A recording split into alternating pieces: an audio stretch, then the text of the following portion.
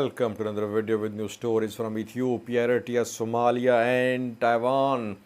Just 24 hours before Nancy Pelosi's visit to Taiwan, Chinese Foreign Ministry and US State Department have released some statements. Both sides are sticking to their positions. What did Chinese Foreign Ministry say in a talk a few hours ago? Secondly, we have a new story about Ethiopian airstrikes on Al-Shabaab positions. Ethiopia conducted more airstrikes today, third round of airstrikes in the last 2-3 days. Al-Shabaab, meanwhile, shared pictures today of captured Ethiopian weapons.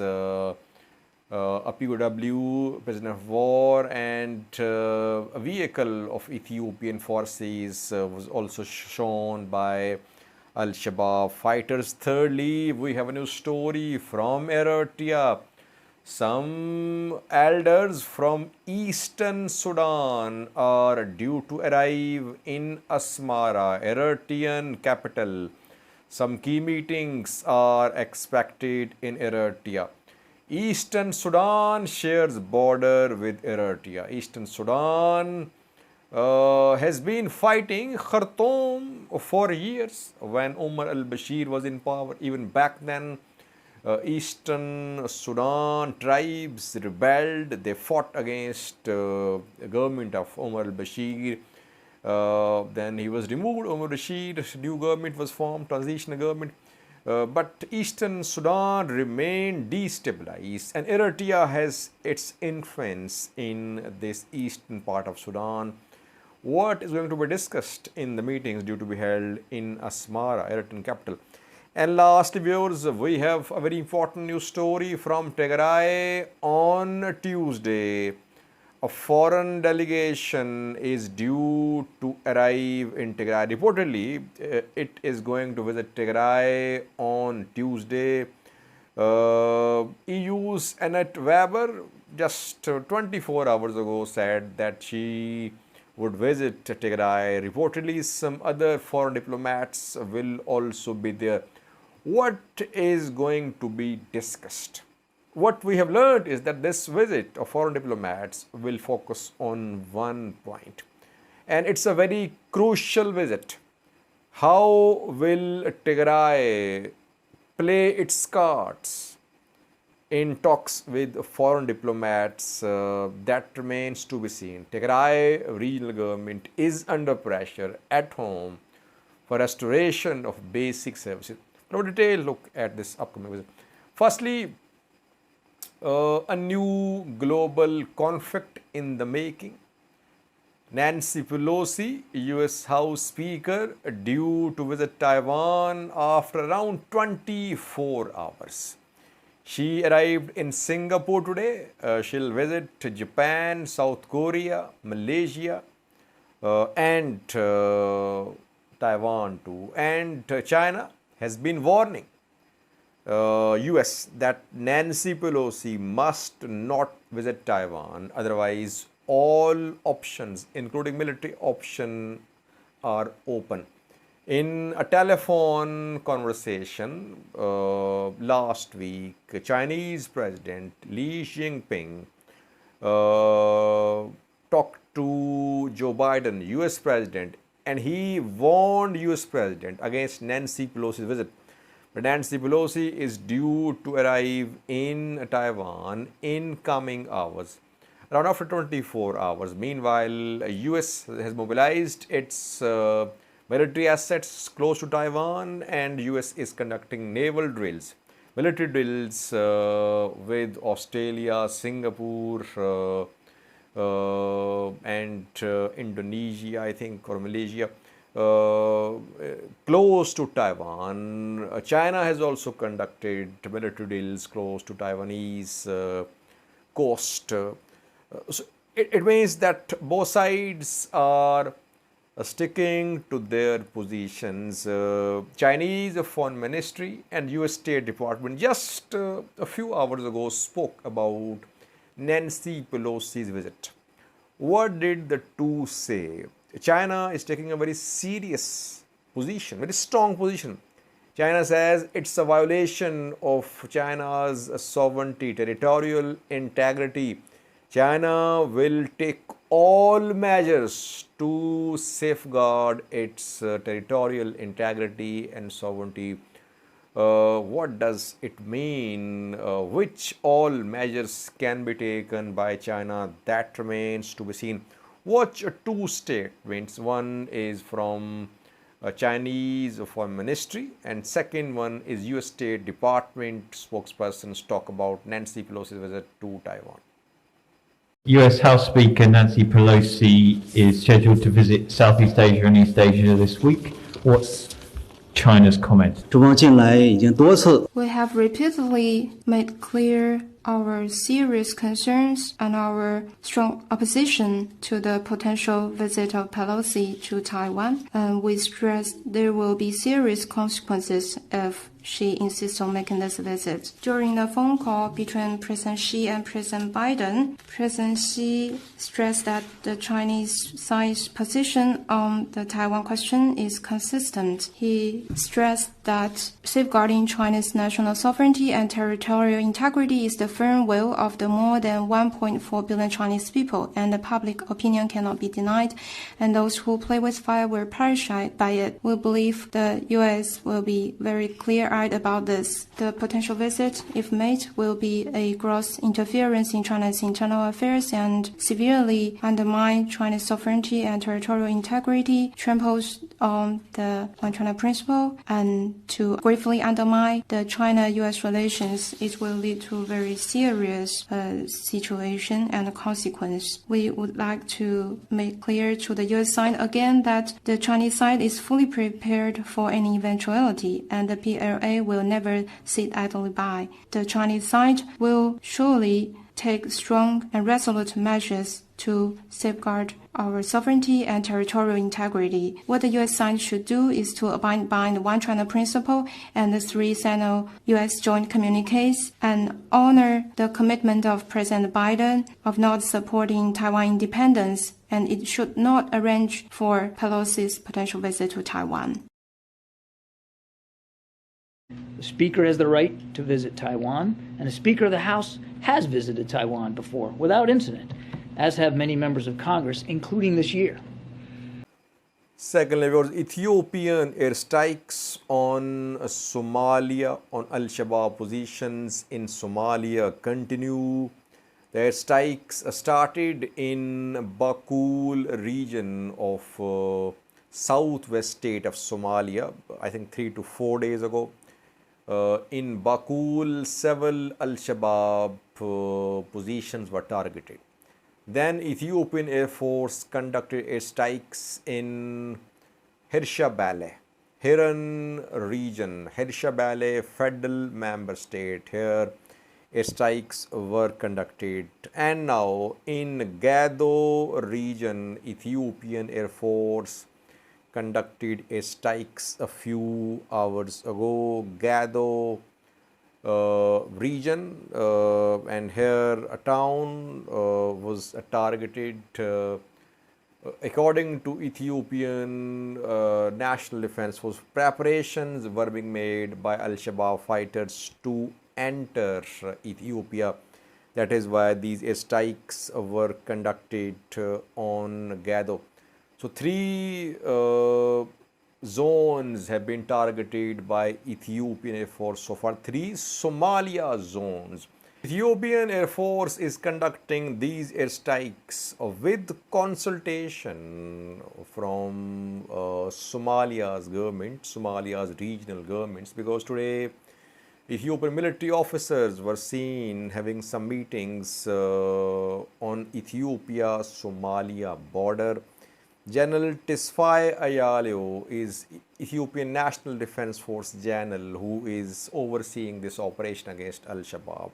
He and General Muhammad Ahmad, who is commander of Somali Special Force of Ethiopia, both Ethiopian officers traveled to a town on Ethiopia-Somalia territory in Belediyene, they held some meetings. Belediyene, they held some meetings with Somalia's military officials. So it means that Somalia is on board when it comes to Ethiopian airstrikes on Somalia's territories, because Somalia's soil is being used against Ethiopia by Al-Shabaab fighters. From Somalia's soil, attacks are being launched on Ethiopia. That is why Ethiopia is conducting airstrikes on Somalia's territories. Al-Shabaab, meanwhile, today shared pictures of weapons, a vehicle captured by its members when they attacked Ethiopian forces in Yid and Ato, especially in Ato. You can see the pictures on your screen shared by some pro-Shabaab media sources. The pictures show weapons like rifles, RPGs, launchers, and hand grenades can be seen. A vehicle of Ethiopian forces was also shown by Al-Shabaab fighters, and thirdly, at least one POW was shown. He is a member of Ethiopian forces. He's in the custody of Al-Shabaab fighters. Lastly, an update from Somalia is that announcement of the new cabinet of PM Hamza Abdi Bare has been delayed. Preparations were complete, journalists were being invited, but then at the last minute the announcement was postponed. 2 days are left. Hamza Abdi Bare will have to make, he'll have to announce the new cabinet in 2 days, because a few days ago he requested Somalia's parliament for 10 additional days to form a cabinet. He was bound to form a cabinet in 30 days. Then he asked for 10 days relaxation, and 10-day period is going to expire after 2 days. So you could see announcement of new Somalia's cabinet tomorrow, I think. There are some disagreements about ministers. How will this cabinet meet the challenges faced by Somalia's government? So many challenges. I mean, it's becoming an uphill task to form a cabinet. How will this cabinet be run? I personally don't see a very effective Somalia's federal government. I hope I am wrong, because Somalia needs a very effective federal government, because the country is facing so many crises. Thirdly, we have a new story from Eastern Sudan. Some tribal leaders from Eastern Sudan are due to arrive in Asmara. Key meetings are due to be held between the Eritrean government and these tribal elders from Eastern Sudan. Eastern Sudan is close to Eritrea. It shares border with Eritrea. There are three main regions in Eastern Sudan: Kassala, Red Sea, and Gedaref. And Bija tribe, Bani Amir tribe, Bani Rashida tribes, and other tribes live here. And for years, Eritrea has had influence in Eastern Sudan. Eastern Sudan tribes fought against Umar al-Bashir's government as well. When Umar al-Bashir was in power in Sudan from 1989 till 2019. And even after the removal of Umar al-Bashir, the Eastern Sudan tribes, they kept on rebelling against Khartoum-based central government. Eastern Sudan is underdeveloped. Though it produces grains, it has a port as well, it has gold mines too. That is underdeveloped area. So that is why perhaps that these people rebel against, they take up arms against central government. And Eritrea has its penetration in Eastern Sudan. Eritreans flee Eritrea through Eastern Sudan as well. Bani Amir tribe, which lives in Eastern Sudan, most of its members, it is said, they came from Eritrea. And Eritrea and Sudan both have been accusing each other in the past. that the two countries are backing arming groups against each other. In 1990s, al-Bashir accused Eritrea that Eritrea was arming Bija tribe members, and they're being trained and armed on Eritrean soil. Eritrea has been accusing Sudan that it was backing some extremist Muslim groups to carry out attacks in Eritrea. And Eritrea has been trying to yield influence in eastern Sudan to defend from any incursions, border incursions from Sudan into Eritrea. And we do know that Bija tribe, other tribes, they have ties with Isaias Afwerki, Eritrean ruler.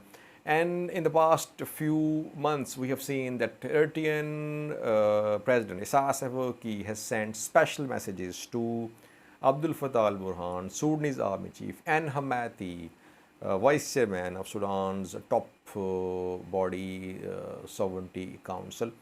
We have seen Usman Saleh, Yemeni Gabriab, Eritrean top officials visit Sudan on more than one occasion in the last 2 to 3 months. So Eritrea has its influence in Sudan, especially in eastern Sudan. And this is not the first time that eastern Sudan elders are meeting in Eritrea. We'll try to update you what is going to be discussed in these meetings. Are these meetings about internal Sudanese issues, or Eritrea has some concerns about eastern Sudan because it has border with Eritrea? Lastly, viewers, we have a story from Tigray. On Tuesday, reportedly, a foreign delegation is due to visit Tigray, not officially announced by Ethiopian or by Tigray regional governments, but what we have learned through some sources is that there could be some arrivals in Tigray on Tuesday. EU's Annette Weber, EU's special envoy, 2 days ago announced that she would travel to Mekelle.